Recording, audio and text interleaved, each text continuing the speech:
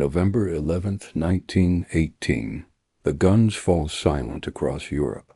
Britain stands victorious. The Union Jack flies over a quarter of the globe. In London, crowds celebrate in the streets. The history books will tell you that Britain won the Great War. But open the ledgers. Look at the balance sheets. Read the treasury memos locked away in Whitehall. The truth is far darker. Britain didn't win the war. It bankrupted itself trying to survive it. What happened next wasn't military defeat. It was economic suicide. A decade-long act of financial self-destruction that would cripple an empire and condemn millions to poverty. And it all began with a piece of yellow metal. This is the story of how Britain destroyed its own economy. Not through bombs or bullets, but through hubris, bad math, and an obsession with the past. In 1914, Britain was the financial superpower of the world. London was the beating heart of global capital. British banks financed railways in Argentina and mines in South Africa. The pound sterling was the reserve currency, more trusted than gold itself. British ships carried half the world's trade. British coal powered the factories of Europe. The empire generated wealth on a scale that made every other nation look poor. Walk through the city of London in those final golden years, the marble, the mahogany, the quiet confidence of men who controlled the world's money. This was the apex of a century of dominance. But war is expensive, and the Great War was the most expensive conflict in human history. To fight Germany, Britain had to mobilize millions of men. It had to build fleets of dreadnoughts. It had to buy American steel and Canadian wheat. It had to pay soldiers, feed armies, build munitions factories that ran day and night. The cost was staggering. Britain began burning through its reserves. First, they sold off foreign investments. The railways in Argentina went to pay for ammunition. The African mines were liquidated for cash. When the assets ran dry, they borrowed from banks, from wealthy families, and increasingly from the United States. By 1918, the bill had come due. The numbers were catastrophic. Britain's national debt exploded from £600 million in 1914 to over £7 billion in 1918, a 12-fold increase in just 4 years. Much of this debt was owed to America, and it had to be repaid in dollars. Not pounds, not promises. Cold, hard American dollars backed by American gold. The Britain that emerged from the war was fundamentally changed. Before 1914, it was the world's creditor. Now it was a debtor. Its industries had been neglected. Its markets stolen by American and Japanese competitors. The engine was sputtering. But the men in charge refused to see it. The politicians in Westminster. The bankers in the city of London. They looked at the economic devastation and convinced themselves it was temporary, an aberration, a bad dream from which Britain would soon wake. They believed that once the war ended, the natural order would reassert itself. London would be the center again. The pound would reign supreme. There was a hunger for normalcy, a psychological need to believe nothing had changed. And normalcy, to them, meant one thing above all else, the gold standard. For nearly a century, the gold standard had been the anchor of British power. It was simple. Every pound note could be exchanged for a fixed amount of gold. You walked into the Bank of England with paper. You walked out with metal. Because the pound was as good as gold, it became the world's currency. Global trade ran on sterling. Loans from Tokyo to Buenos Aires were priced in pounds. This system gave Britain immense leverage.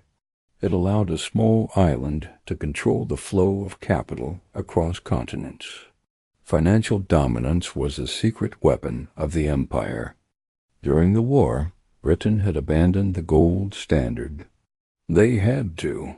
Fighting required printing money, far more money than they had gold to back up. So they severed the link. The pound became just paper, and like all paper currencies, it started to lose value. Inflation roared. Prices doubled during the war. The pound, floating freely against the dollar, began to sink. Before the war, 1 pound bought $4.86. By 1919, it bought only $3.40. To the proud men of the British elite, this was a national humiliation. A weak currency meant a weak nation. They decided to fix it, not by adapting to the new economic reality, but by forcing reality to bend back to the past. They wanted to restore the gold standard, and not at the current weakened rate. They wanted the pound back at $4.86, the exact same level as before the war. They wanted to turn back the clock, pretend the devastation had never happened. Iris the evidence of decline? It was a decision driven by pride, by nostalgia, by a desperate need to believe Britain was still the master of the world.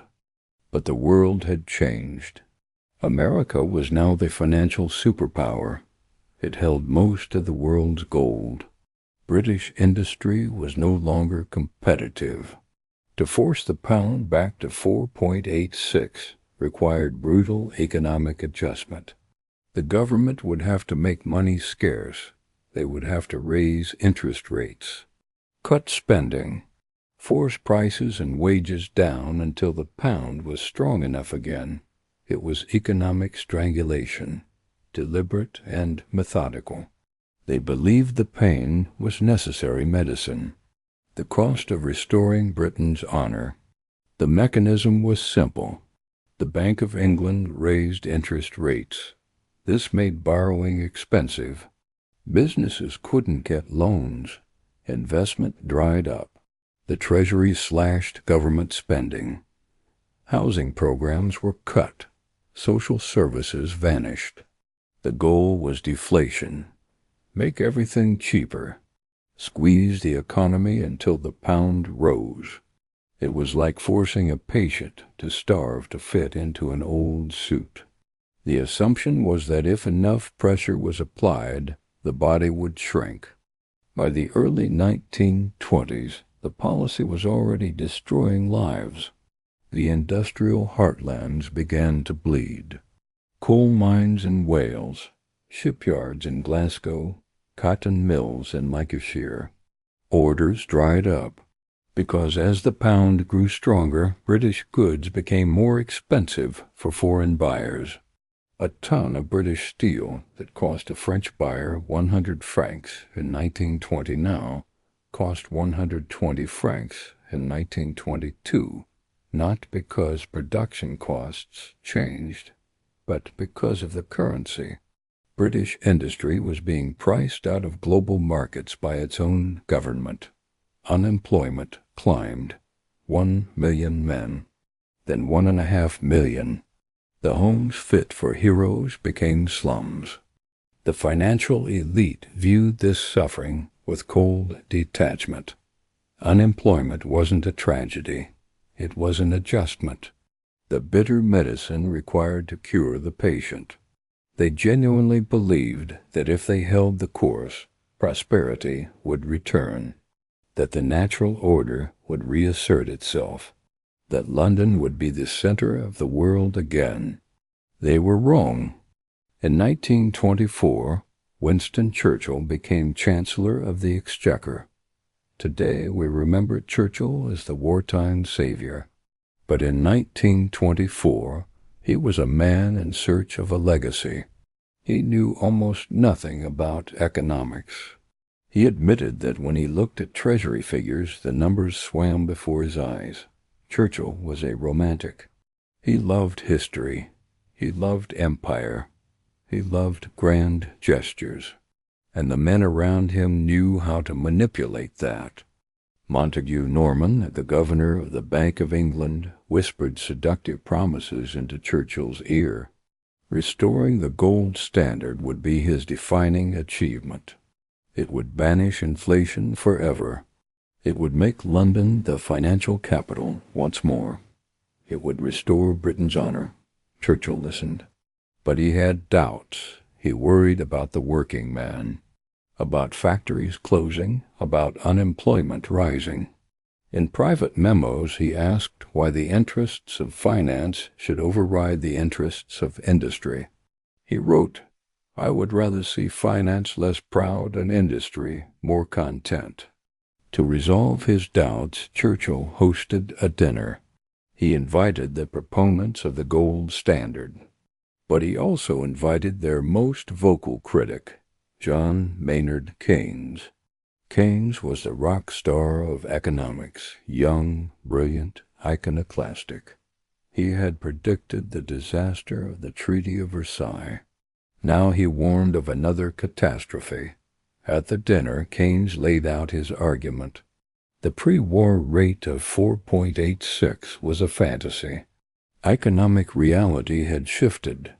Based on production costs, the pound was worth about 10% less. Perhaps $4.40? Keynes warned Churchill directly. If you force the pound back to 4.86, you overvalue the currency by 10%.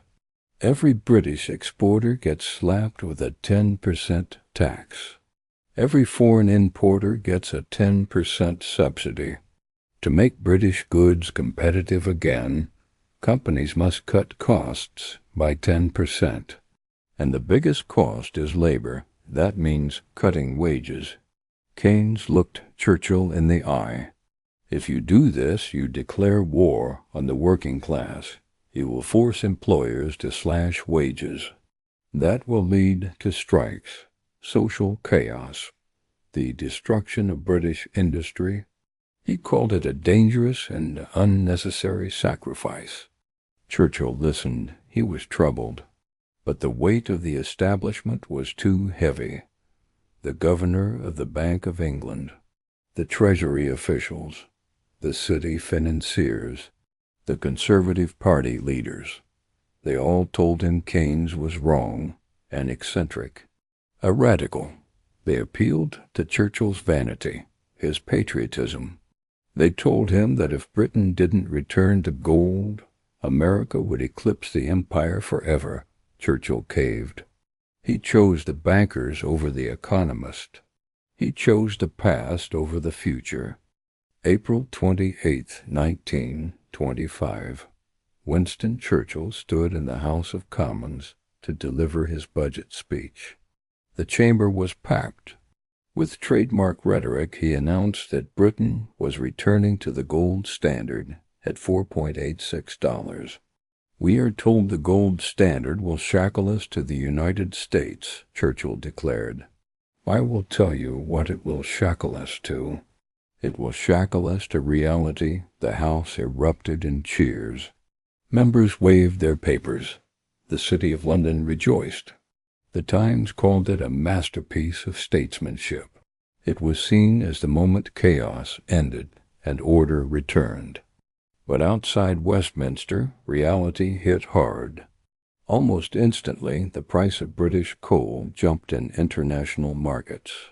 Foreign buyers in Italy and South America looked at the new prices and walked away. They switched to cheaper German and Polish coal. British coal owners panicked. They were operating on razor-thin margins. The 10% price increase wiped out their profits. They were losing money on every ton dug from the ground. They had one option: cut costs. They couldn't cut machinery costs. They had to cut the cost of men. June 30th, 1925. just 2 months after Churchill's speech.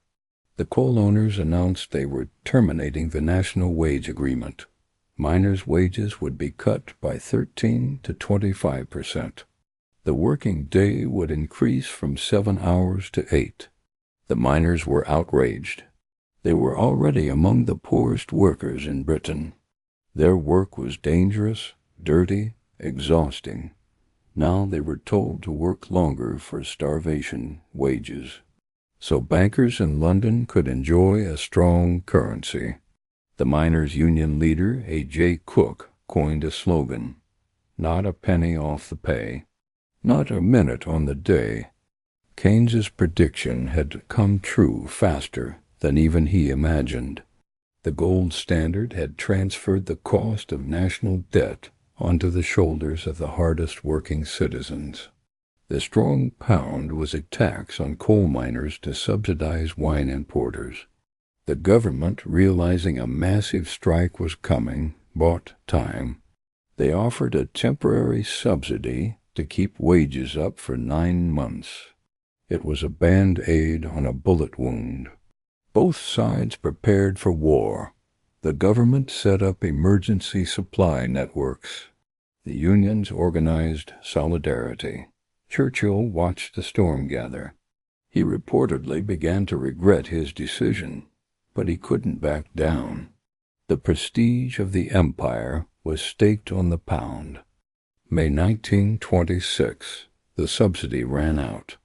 The owners refused to back down. The miners refused to accept cuts. The owners locked them out. On May 3rd, the call went out. Buses stopped running. Trains stopped moving. Docks fell silent. Printing presses halted. The general strike had begun. Over 1.7 million workers walked off the job. The country was paralyzed. It felt like revolution. And at the heart of this chaos was the gold standard, the golden chain strangling the economy. The government had prepared. Thousands of middle-class volunteers drove buses and unloaded ships. University students and retired officers saw themselves as defenders against anarchy. Churchill ran the government's propaganda newspaper.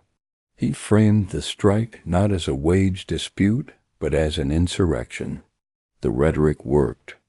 After 9 days, the Trade Union Congress capitulated. They called off the strike without securing guarantees for the miners. It was a betrayal the mining communities never forgave. The miners stayed out alone for 6 more months. They watched their children starve. They sold furniture for food. They burned floorboards for heat. But you cannot strike against arithmetic. By November 1926, starvation forced them back. They accepted longer hours and lower wages. They had been crushed by the golden straitjacket. The government and the city breathed a sigh of relief. Order was restored. The pound was safe at $4.86. They expected the economy to boom. The boom never came. From 1926 to 1929, while the world partied, Britain sat in the corner. In America, it was the roaring 20s. Industry exploded. Cars, radios, skyscrapers. The stock market soared. Even France and Belgium, who had sensibly devalued their currencies, saw recovery. Britain remained stuck in the mud. The pound was still overvalued. British goods were still too expensive.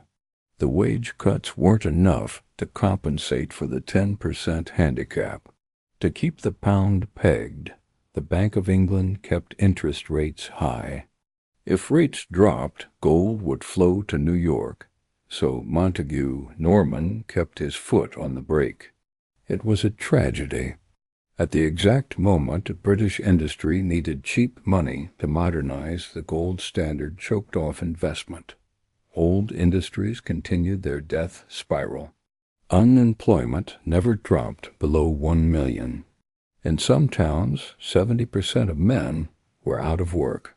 They stood on street corners, surplus people of an empire that sacrificed them for a currency symbol. The elite consoled themselves with sound money. They believed the suffering was buying credibility. They thought they were playing the long game. But in 1929, the board flipped. October 1929. Wall Street crashed. The Great Depression began. The shock hit Britain hard. American loans dried up. Global trade collapsed. British export industries were decimated. Unemployment surged to 2.5 million.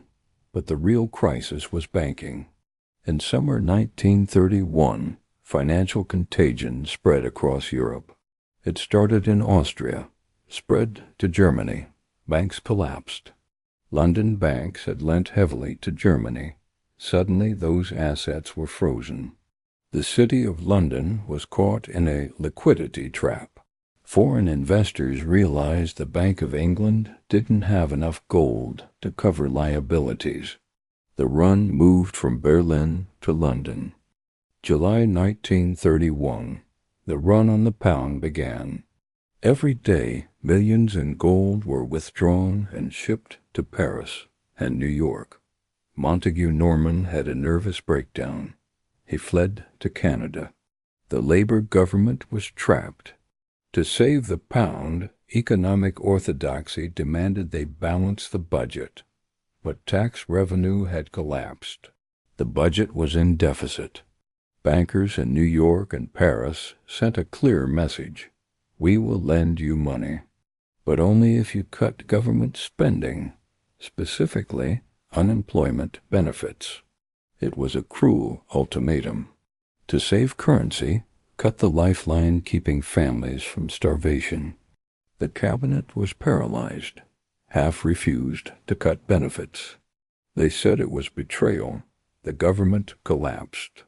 In August 1931, a national government formed, a coalition with one purpose: save the gold standard. And they did what bankers wanted. They raised taxes and slashed unemployment benefits by 10%. They cut wages of teachers, police, sailors. They inflicted misery to defend $4.86. They believed if the pound fell, civilization would collapse. They warned of hyperinflation like Weimar Germany. But they pushed too hard. September 15, 1931. The Atlantic Fleet anchored at Invergordon in Scotland. When sailors heard their pay was cut, they mutinied. It was a polite British mutiny, no violence. They simply refused to work. They gathered on decks and sang songs. But the news that the Royal Navy was mutinying sent shockwaves through global markets. If Britain couldn't control its navy, how could it control its currency? The run on the pound became a stampede. In 3 days, the Bank of England lost nearly all remaining reserves. They spent millions trying to prop up the price. It was like catching a falling knife. Saturday, September 19, 1931. The directors of the Bank of England met in emergency session. They looked at empty vaults, at telegrams from New York refusing more loans. They realized the game was up. They had starved miners, crushed industry, slashed benefits, provoked naval mutiny, endured a decade of stagnation, all to defend the gold standard, and they had failed. On Sunday, September 20th, the government issued a statement. Britain was suspending the gold standard. The pound would no longer be redeemable for gold. It would float, find its own value. The elite braced for apocalypse. They expected the pound to become worthless, riots, the end of London as a financial center. But on Monday morning, something strange happened. The pound fell.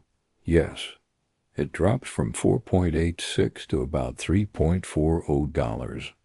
Ironically, the exact level it had been in 1919 before this tragic experiment. But the sky didn't fall. There was no hyperinflation. Milk was delivered. Buses ran.